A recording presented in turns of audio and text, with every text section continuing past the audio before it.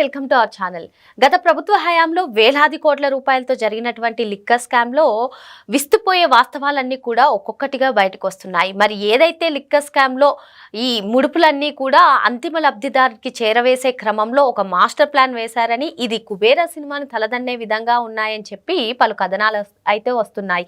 మరి దీనికోసం ముంబై, ఢిల్లీ వంటి కేంద్రాల్లో డొల్ల కంపెనీలు సృష్టించి మరి తద్వారా ఈ అంతిమ లబ్ధిదారుడికి ముడుపులన్నీ కూడా చేరవేశారని చెప్పి కథనాలు వస్తున్నాయి. వీటన్నిటిని కూడా ఏ విధంగా చూడాలి తెలుసుకునే ప్రయత్నం చేద్దాం. దీన్ని విశ్లేషించడానికి మనతో పాటుగా ఉన్నారు senior journalist doctor Bharat Reddy గారు. నమస్తే సార్. జగన్ ప్రభుత్వ హయాంలో వేలాది కోట్ల రూపాయలతో జరిగినటువంటి లిక్కర్ స్కామ్లో ఈ డబ్బులన్నీ, ఈ ముడుపులన్నింటినీ కూడా అంతిమ లబ్ధిదారుడికి చేరవేయడానికి ఓ మాస్టర్ ప్లాన్ వేశారని, కుబేరా సినిమాని తలదన్నే విధంగా ఉందని చెప్పి పలు కథనాలు అయితే వస్తున్నాయి సార్. దీనికోసం ముంబై, ఢిల్లీ వంటి కేంద్రాల్లో డొల్ల కంపెనీలు సృష్టించి ఏదైతే డిస్టిలరీలు, సరఫరా కంపెనీలు ఉన్నాయో ఆ అమౌంట్ అంతా కూడా ఈ డొల్ల కంపెనీలకు మళ్లించి, ఈ డొల్ల కంపెనీల నుంచి మళ్ళీ డొల్ల కంపెనీలకు మళ్లించి తద్వారా అంతిమ లబ్ధిదారుడికి వేసే విధంగా అసలు ఊరు పేరు లేని డొల్ల కంపెనీలు సృష్టించారని చెప్పి పలు కథనాలు అయితే వస్తున్నాయి. ఈ మొత్తం పరిణామాన్ని ఏ విధంగా చూడాలంటారు?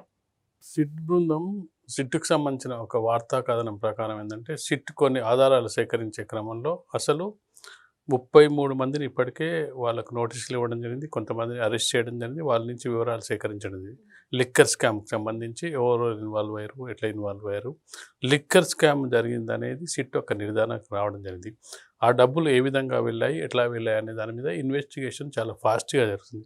ఈ నేపథ్యంలో ఇప్పుడు అందుతున్న మన కథనాల ప్రకారం అక్కడ మీరు చెప్పినట్టుగా ఒక కుబేరా సినిమాలో ఏ విధంగా అయితే సినిమాను తలపించే విధంగా ఇది కూడా ఆ విధంగానే జరిగిందనేది ఇప్పుడు ఒక వార్తా కథనాన్ని మనం చూసుకున్నట్టయితే, డొల్ల కంపెనీలను క్రియేట్ చేసి వాటి ద్వారా డబ్బులను ఏ విధంగా మళ్లించారు అంతిమ లబ్ధిదారు. ఇప్పుడు సిట్ బృందం దర్యాప్తు చేస్తున్నదంటే ఇవన్నీ వెలికి తీయడం జరిగింది. ఇక అంతిమ లబ్ధిదారులు ఎవరైనా దాని మీద చివరి అంకానికి రావడం జరిగింది. అయితే ఈలోపు మనం ఒకసారి గమనించినట్టయితే బ్రేవరీస్ ద్వారా ఒక 3 కంపెనీలను సెలెక్ట్ చేసుకోవడం జరిగింది. ఆ కంపెనీలో అదాని కంపెనీ, దాంతోపాటుగా మనం చూసుకున్నట్టే SPY కంపెనీ, అలాగే లీలా డిస్టిలరీస్, ఈ 3 కంపెనీలు మెయిన్గా ప్రధాన పాత్ర. అక్కడి నుంచి ఈ బ్రేవరీస్ కంపెనీ వాళ్ళు 2019 నుంచి 24 మధ్య కాలంలో ఒక కంపెనీకి 750 కోట్లు, మరొక కంపెనీకి 1500 కోట్లు, ఇంకో కంపెనీకి 450 కోట్లు వేసినట్టుగా ఒక ఆధారాలు సేకరించింది. ఈ డబ్బులు అక్కడి నుంచి నెక్స్ట్ అంటే రెండో దశలో చూసుకున్నట్టయితే మరొక 4 కంపెనీలు సెలెక్ట్ చేసుకున్నారు. ఈ డబ్బులను బ్రేవరీస్ వాళ్ళ వచ్చిన డబ్బుల్ని ఈ 3 కంపెనీలు మరొక 4 కంపెనీలు ట్రాన్స్ఫర్ చేయడం జరిగింది. అక్కడి నుంచి మొదలు పెట్టుకుంటే ఇక మరొక 19 కంపెనీలు సెలెక్ట్ చేసుకోవడం జరిగింది. 19 కంపెనీలు మనం చూసుకున్నట్టయితే ఆ 19 కంపెనీలకు సంబంధించిన దర్యాప్తు చెక్ చేసినట్టయితే అసలు ఆ కంపెనీలు ఢిల్లీ అలాగే బాంబే ప్రాంతాల్లో ఉన్నట్టుగా అడ్రస్ని చూసుకున్నట్టయితే ఆ అడ్రస్లో కనుక వీళ్ళు వెళ్తే అందులో వేరే కంపెనీ ఏదైతే బాంబే, ఢిల్లీ అన్నారో అక్కడ కూడా ఒకే అడ్రస్ ఉంది అని కూడా వార్తలు వస్తున్నాయి. ఒకే అడ్రస్ ఉన్నాయి, కొన్ని ఒకే అడ్రస్ ఉన్నాయి, కొన్ని అడ్రస్లో వీళ్ళు ఇచ్చిన అడ్రస్లో కంపెనీ పేరున్న అడ్రస్లో వేరే మామూలుగా రెగ్యులర్గా ఏదో కార్యక్రమాలు నడుస్తున్న కంపెనీ మనం ఒక ఇంటి అడ్రస్ ఇస్తాం, ఆ ఇంటి అడ్రస్లో వాళ్ళు ఉన్నారంటే ఎవరో ఉంటారు వాళ్ళు, కానీ ఉట్టిగా అడ్రస్ అలాంటివి కొన్ని ఉన్నాయి.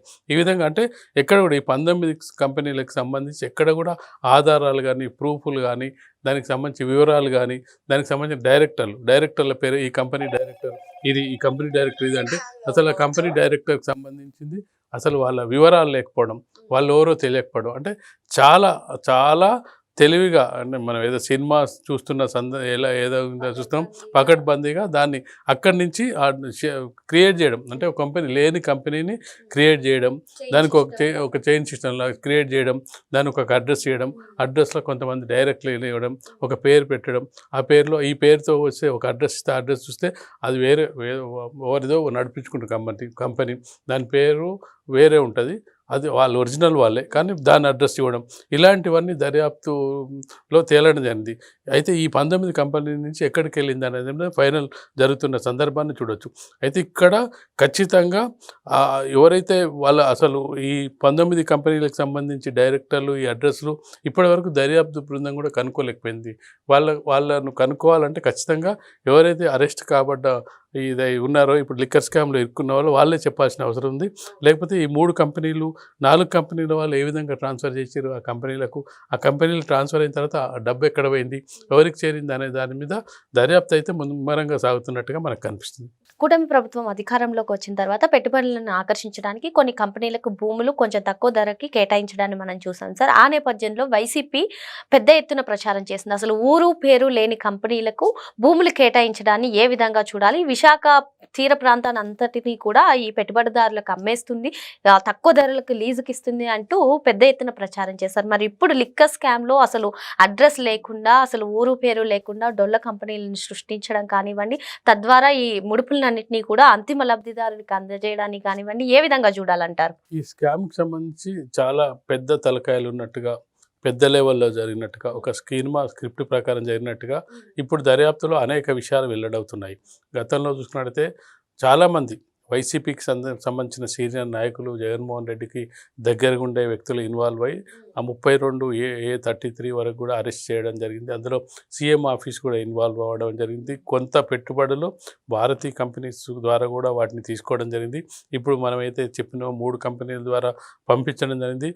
దీనిలో పాటుగా ఇందులో మనం ఇదే కాకుండా బెదిరింపులకు ఏదైతే అవినాష్ రెడ్డి ఈ లిక్కర్ని ఫ్యాక్షనిజాన్ని కలిపి బెదిరించి, ఎవరైతే బ్రేవరీస్ వాళ్ళు ఒకవేళ వాళ్ళకు చెప్తే వినకపోతే వాళ్ళని బెదిరించి వాళ్ళ దగ్గర ముడుపులు తీసుకోవడం జరిగింది. మేము చెప్పినట్టుగా మీరు కంపెనీని నడిపించాలి, మీరు చెప్పినట్టు మాకు కమిషన్లు ఇవ్వాలని చెప్పి అట్లా కొన్ని కంపెనీలు ఈ విధంగా క్రియేట్ చేయడం జరిగింది. మరి అంటే పూర్తిగా ఇలాంటి కంపెనీలు క్రియేట్ చేసినట్టయితే అనుమానం వస్తుందని చెప్పి కొన్ని ఆల్రెడీ ఉన్న డిస్టిలేషన్ నడిపిస్తూ వాళ్ళని బెదిరించి వాళ్ళ దగ్గర డబ్బులు తీసుకోవడం జరిగింది. అంటే పూర్తిగా క్రియేట్ చేసిన కంపెనీలే కాకుండా ఆల్రెడీ నడుస్తున్న డిస్టిలేషన్ కూడా నడిపించాలంటే వాళ్ళు ముడుపులు ఇయ్యారు కాబట్టి వాళ్ళని బెదిరించడానికి అవినాష్ రెడ్డిని వాడుకోవడం.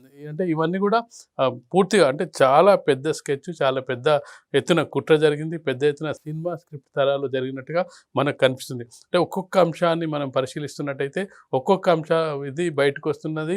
అసలు అంటే ఇంత లిక్కర్ స్కామ్ చేయడానికి ఇంత కుట్రలు, ఇంత స్క్రిప్టు, ఇంత అవసరమా?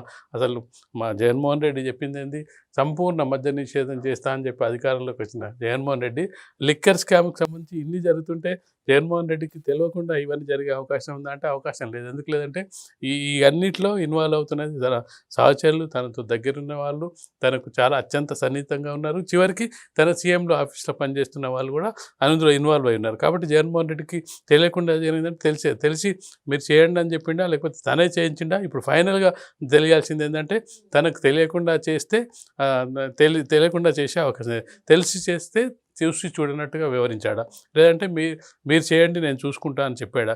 ఈ డబ్బులన్నీ పార్టీకి వచ్చాయా?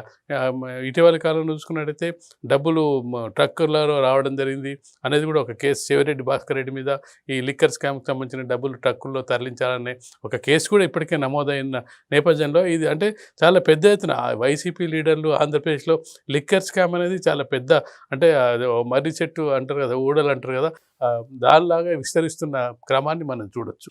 ఈ లిక్కర్ స్కామ్ కి సంబంధించి సిట్ దర్యాప్తు దాదాపు ఒక కొలిక్కి వచ్చిందని, ఇక మిగిలింది అంతిమ లబ్ధిదారు అని చెప్పి సార్ చెప్తున్నారు.